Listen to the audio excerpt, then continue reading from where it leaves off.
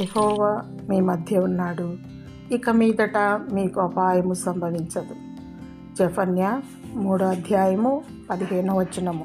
ఎక్కడైతే 2-3 ఉంటారో అక్కడ వారి మధ్యలో నేను ఉంటాను అని అన్నాడు దేవుడు. మన హృదయంలో కూడా దేవుడు నివసిస్తాడు.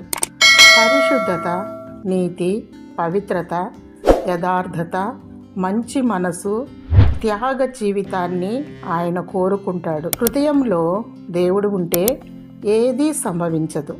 ఒకవేళ ఏదైనా విపత్తు జరిగినా దేవుడు కాపాడుతాడు. తన కౌగిలిలో, తన రెక్కల చాటున నిన్ను భద్రపరుస్తాడు. ఏ అపాయము, కీడు సంభవించకుండా దేవుడు నిన్ను నిత్యము కాపాడునుగాక. ఆమేన్.